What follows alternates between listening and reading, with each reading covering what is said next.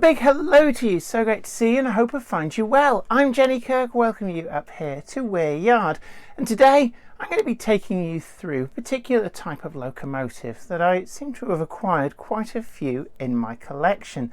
It is of course the Linear A4 Pacific, and these are probably some of the most eye-catching of locomotives that has ever graced the rails here in the United Kingdom.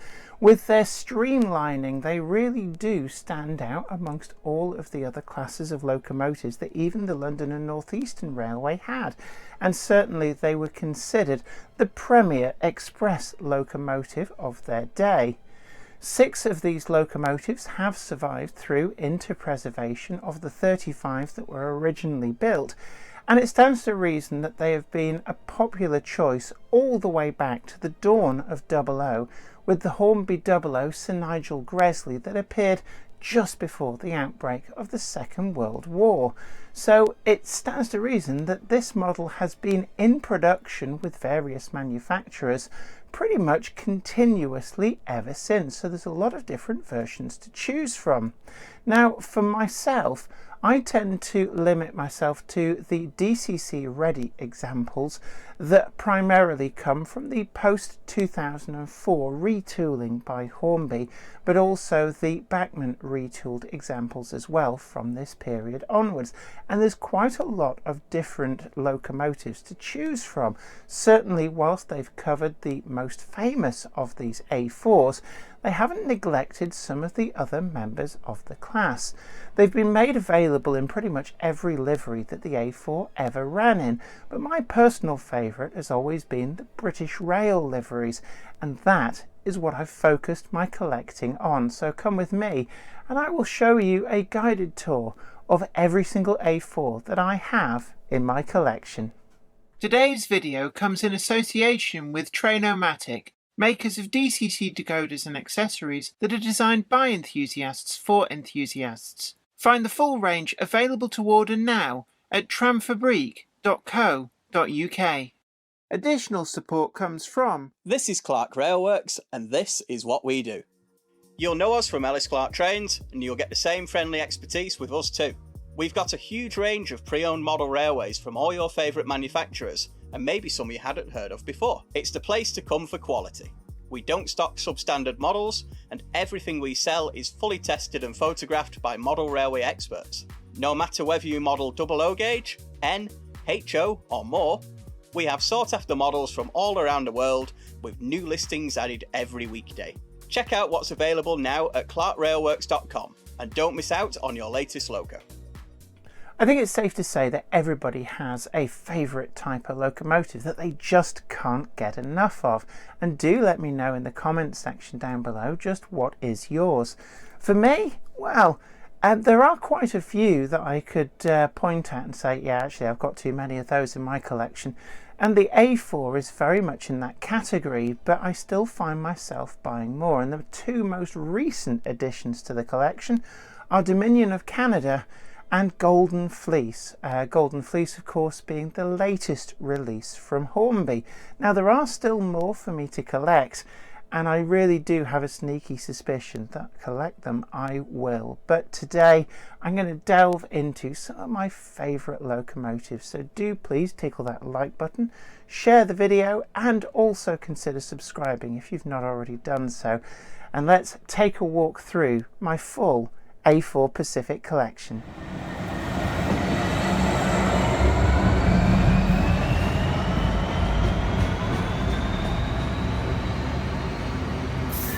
So I thought it was about time that I introduced you to all of the A4s that I've got in my fleet up here in Weir Yard, and it is quite extensive. It's actually started to shock me a little bit just how many I've got. Now, there were 35 real A4s built, and 34 of these survived through to BR ownership, and I've kind of made it my little mini mission to have just the BR liveried ones. That's 34 different locomotives. Now, the first model that I've picked out, I'm going to do them in number order. It just is an easier way of keeping track. So this was a Hornby model from quite some time ago, and I should point out that my parameters are that I go for the super detailed style models, so ostensibly the ones that are DCC ready or come DCC equipped, and it's the post 2004 tooling. So this first one is actually quite a little bit of an unusual one, 60001, and this locomotive in BR days was named Sir Ronald Matthews, and it was something that after they named the locomotive after Sir Nigel Gresley, they got onto this thing where they started renaming some of the locomotives after important people in the LNER. So if you see a named A4, then all bar one are somebody important to the running of the London and North Eastern Railway. Now this was offered by Hornby quite early on in the run of the super detailed A4, and it's quite interesting. It's got a 21 pin chassis in the tender, and the reason for this is it was a factory sound fitted model, and it's something that I think a lot of people don't quite realise, that the earlier sound models, they're not TTS, they predate TTS, and they actually brought in 21 pin lock sound V3s, I think they are. So you're actually getting a lock sound decoder in these. And as far as I'm aware, this is the only time that Sir Ronald Matthews has been made available as a decent outline A4. The next model is 60002, and this, again, as said before, is named after somebody important in the London and North Eastern Railway. This is Sir Murrah Wilson, and again, a little bit of an unusual one. We've got the non-corridor tender again. And this one's been pimped a little bit by a previous owner. I bought it second hand, so it's had some crushed up real coal added over the coal load. It is actually a Bachmann model. Now with the Bachmann models, you need to find the ones with this Kartazi style rear trailing truck, and these are the ones that are DCC ready.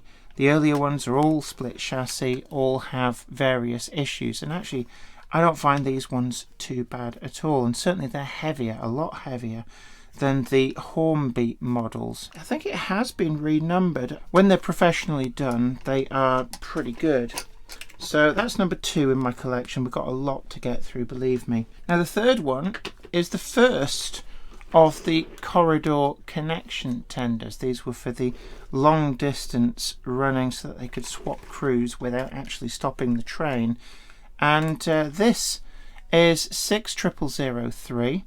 We're back to a Hornby model. We've got Andrew K. McCosh. Now this came as part of, I think it was the Easterner set, which was a train pack that Hornby did with this locomotive and 3 of the Gresley, the super detailed Gresley coaches in the blood and custard livery, and you could actually get a coach pack to go with it, which I actually managed to track down and find, which gave you 3 further coaches, so you've got a full train of 6. Now as far as I know, this has never been reissued either. 60003 is unique to this set for a high fidelity model, but for some reason they seem to have made a lot of them. Andrew K. McCosh is a model which seems to come up a lot. It doesn't seem to command a lot of money when being sold just as the locomotive. I've seen that a lot. They've been broken from the sets.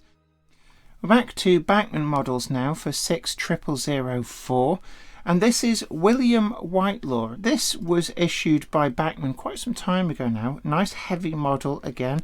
We've got the corridor connection tender, and we've got the double exhaust there on the front. Now this actually came from DCC Concepts, from when they used to be an all-round general model railway shop in Australia. And this was some of the leftover stock, which has spent quite some time in the warehouse at DCC Concepts. Now for the next model, we're going over to the Experimental Blue, and this is a really eye-catching livery. Probably the most common of the BR experimental liveries, and I really quite like it. And this is Sir Nigel Gresley 60007. It's actually a really easy to find identity of locomotive. It's really not difficult to find whatsoever, as you can imagine, being a preserved example. it does get reissued an awful lot. Now, if you're wondering about the missing 60005 and 60006, 5 was Sir Charles Newton and 6 was Sir Ralph Wedgwood. Love this livery. The experimental blue is one of my favourites, and it's quite tragic in a way that it's the only A4 that I have in the experimental blue. Now, a number have been issued in this livery, I just don't have them. Now, the last of the initial batch of A4s that carried a person's name is a little bit more unusual, and all of the ones so far, including the 2 I don't have, are all named after individuals, but in this particular instance it was named after Dwight D. Eisenhower, who was General Eisenhower during the Second World War, and that's the reason that they honoured him with naming the locomotive after him. Again, we've got the corridor connected tender and the double exhaust. This locomotive is the second of the preserved examples, so that's the next 3 of my A4 fleet. Next up, again, another Bachmann model. It's just really a statement of relative ease to get particular models. Dominion of Canada is one which is quite easy to get, has been released a number of times, not least because it's another of the preserved examples. Now, I don't have 60009, which is Union of South Africa. So Dominion of Canada was donated to Canada after it was withdrawn. She was donated, as was Dwight D. Eisenhower, and I think it was down to Dwight D. Eisenhower was going to be donated to the Americans, and somebody thought, Dominion of Canada's been withdrawn. It was languishing at Darlington, had been for about a year in the weeds, almost forgotten about, and I think somebody came up with the idea it would improve relations. Let's just donate this to the Canadians, and it seems to have kicked off some interesting rumours, and I'm going to call them rumours because I've really struggled to find any tangible information on this, but the rumour is that other country named A4s were offered to their respective countries. All they had to do was pay for the shipping to the respective countries. Commonwealth of Australia and Dominion of New Zealand are the ones that I heard about, but this is actually my most recent purchase. Picked up second hand, really quite pleased with it. The next model that I have is the next running number along, 60011, and this is Empire of India. Now, this is a rename and renumber, and it's quite interesting. She's got spoked wheels in the tender. Now, all of the others have disc wheels, so I'm not quite sure what's going on here. It's I'd assume that Hornby are 100% accurate on this, but I wasn't aware until scrutinising this model that spoked wheels were an option on some of the tenders. Now, this model has been pimped out. But this model, if I just roll it over, it's a non-corridor tender, but I picked it up second-hand at a really good price, and it's sound and smoke unit fitted. Now, I never use these smoke units. I really don't like smoke units, but she did come with that fitted as standard, and she got upgraded with crew and firebox flicker, so somebody has really spent a pretty penny on this model. Now, this next model is the earlier Bachmann model, and you'll be able to see some of the differences which set these apart. So we've got a non-corridor tender, but you can see here that we've got a huge ugly air gap between the body and the rear pony truck that does swing from side to side. We've got much fatter tyres here on the front bogie. It's largely the same body, but these are split chassis, and they do have other problems with the valve gear. This one has had to be extensively repaired. Dominion of New Zealand is actually the first A4 I ever bought back when I was a DC modeler, so it's lingered in the collection, and I did do successfully a DCC fit on it, so it can run on wear yard, but due to unreliability I tend not to. So that's 60013. Now number 12 is Commonwealth of Australia. I don't have a model of that. The next A4 is another Hornby one, and this is actually very unusual. We've got 60015 Quicksilver, but this has been very hard to track down its parentage, and it appears that it was produced as part of a boxed set for a third-party retailer. What has complicated it is that this came in its own individual locomotive box, and it would appear that to use up some leftover stock, Hornby put out just the locomotive in its own box at some point, but it never actually got its own catalogue number, which is most peculiar. And it does seem to be a trimmed down to a price model, albeit using the new tooled tender of the time. So this is one of the really early super detail releases. We see we've got the proper tender. It's not based on the old tender drive calamity. We've got proper centrally sprung front bogie. We've got that affixed rear pony wheel, but we don't have glazing. This model doesn't appear to have ever had glazing in the cab, and we've also got this strange cheapened valve gear, which is very, very strange, not really in keeping with any of the other A4s, and we're also missing a few other detail parts that are just not on here.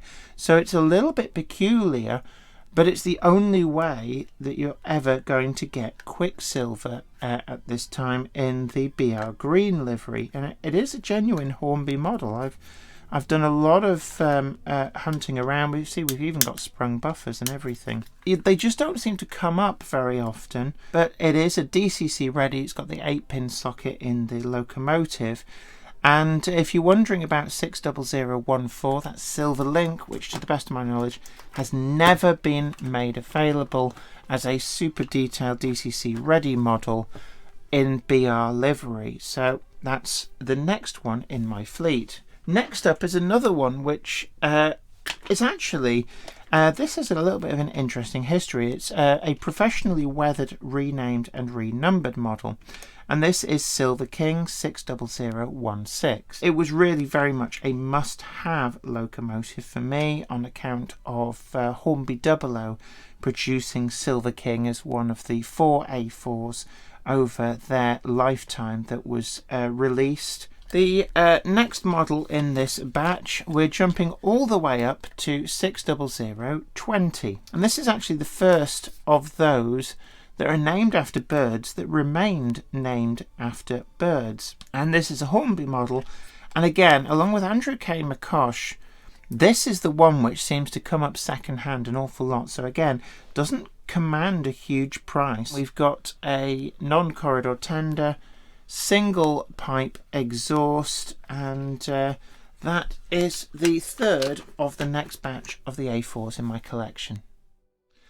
Next up, it's another one of the birds, and this is Wild Swan 60021. We're back to a Bachmann model for this. This does seem to be probably amongst the Bachmann models one of the more common, and certainly I've seen this crop up an awful lot second hand, which is helpful if it's one that you're after. So there's nothing really special to say about Wild Swan. There's a lot of these A4s had a fairly unremarkable career, if truth be told. But the next one had anything but, and of course 60022 is Mallard, the most famous of all of the bird names, and the final one of those locomotives that survived to preservation. This is the one that held the speed record, and as you can imagine, Mallard is probably the most released model, and certainly it's one which Hornby 00 put out back in the day,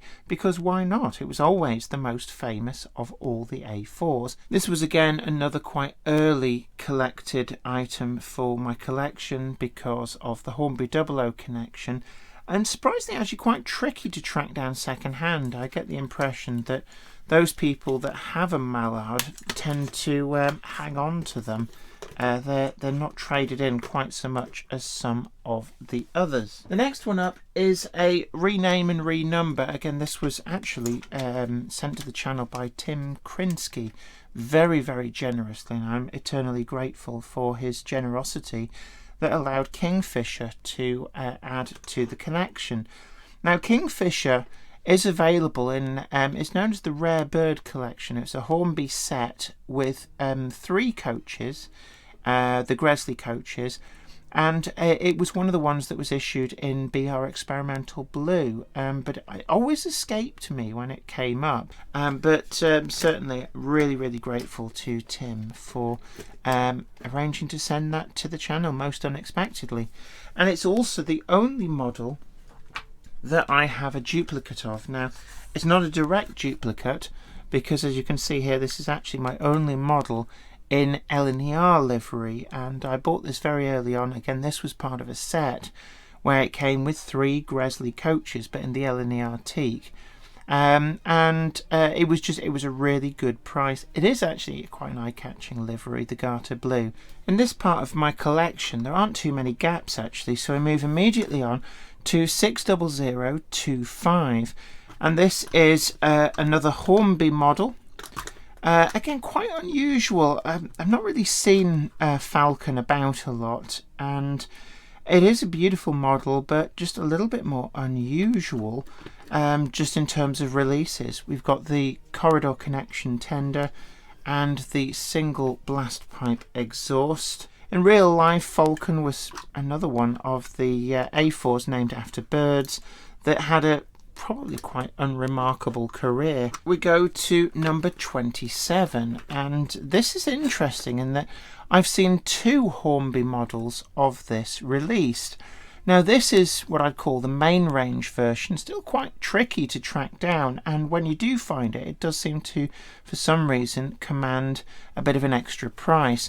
We've got that style of tender to locomotive setup. That means that the decoder socket has moved to the tender in preparation for sound.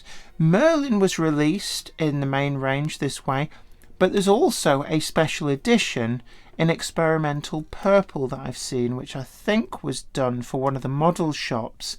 I've seen them come up once or twice. Merlin is of course the bird, not the wizard. And I've just realised actually I've managed to miss one out. Here she is. I do have this one in my collection, and this again, we had the slightly better tender drawbar setup on this, where it's screwed at both ends. It comes up quite a lot. For some reason I think Hornby made quite a lot of these. In the rightful place we've got 25, 26 and 27.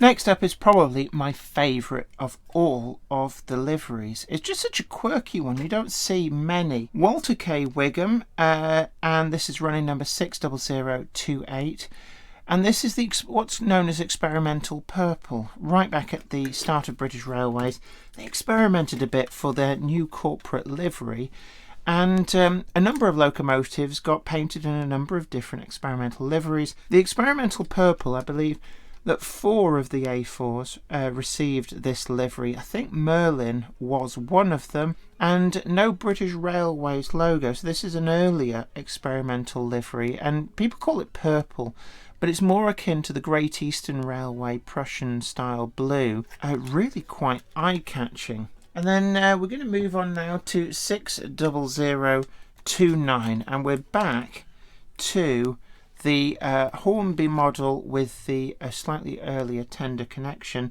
It's again, this is another one that's quite easy to track down. I've seen this one turn up secondhand almost as frequently as Guillemot. I can only guess that they did a particularly big batch of those for some reason. Now we're still getting all consecutive numbers, as we've got the all new, this is the newest release, Golden Fleece as number 60030, and I'm really pleased to see that they put it out in exactly the right livery to match up with its Hornby 00 counterpart, which I had as a child. They've even got that slightly gloss finish, which I really do like. So this is a really thoughtful release. But now this went back to that 21 pin chassis, which was shown briefly by Hornby as the chassis in 60001, and we're now back with the 21 pin interface, which is nice. But they've got this cammed connector which can pull apart, but I've seen people say that it is very prone to damage, so I'm just not going to. I'm going to leave that be. I don't want to damage this. So Golden Fleece for me is a model which I'm really pleased to have, given its connotations back to my childhood with Hornby 00.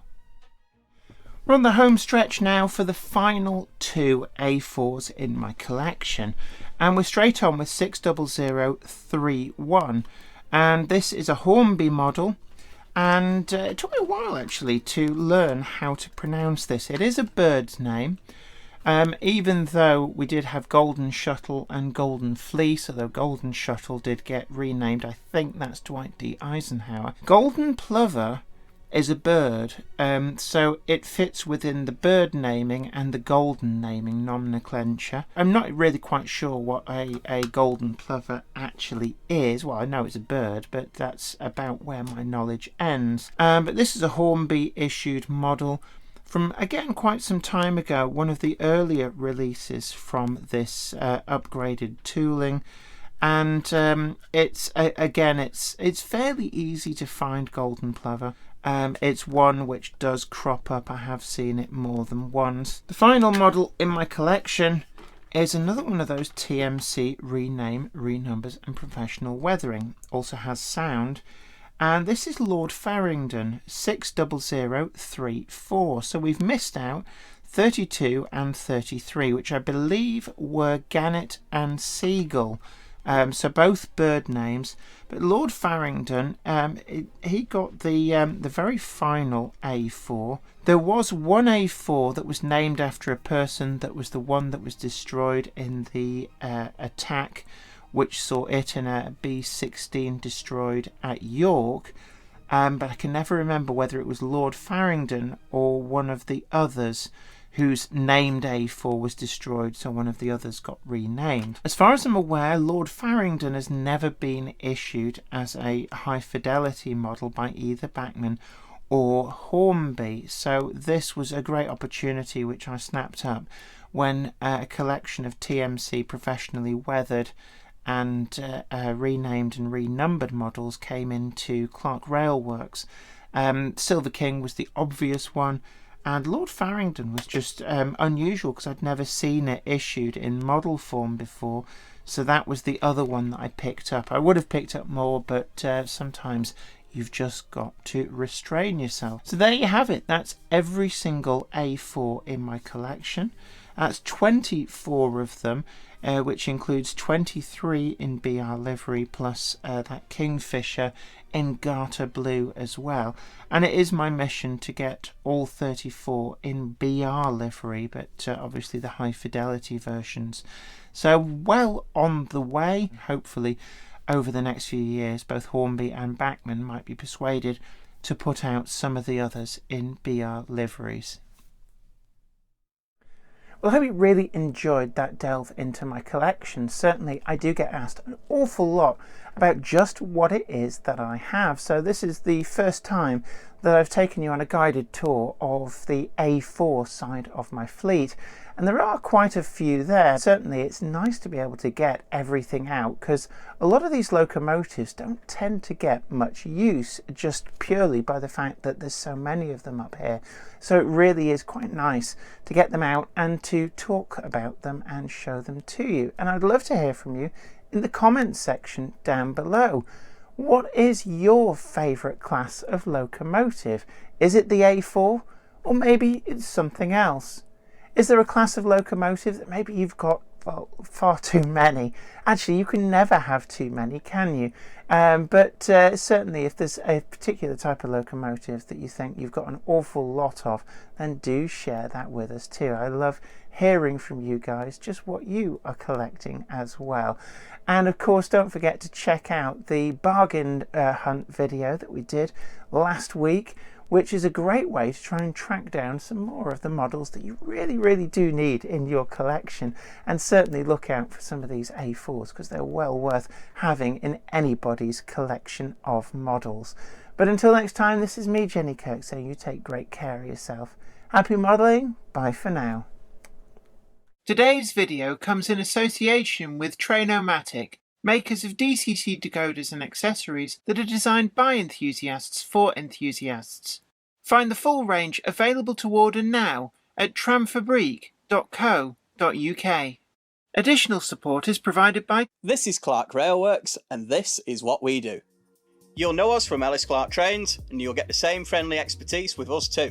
We've got a huge range of pre-owned model railways from all your favourite manufacturers, and maybe some you hadn't heard of before. It's the place to come for quality. We don't stock substandard models, and everything we sell is fully tested and photographed by model railway experts. No matter whether you model OO gauge, N, HO or more, we have sought after models from all around the world with new listings added every weekday. Check out what's available now at clarkrailworks.com and don't miss out on your latest loco. I'd like to thank everybody over on Patreon, and an extra special huge thanks goes out to our Patreon heroes. Without you guys over on Patreon, we really wouldn't be able to keep making the video content that you see on this channel. And don't forget that you can also head on over to patreon.com/JenniferKirk and check out the different tiers of rewards. Thank you so much. You are absolute legends.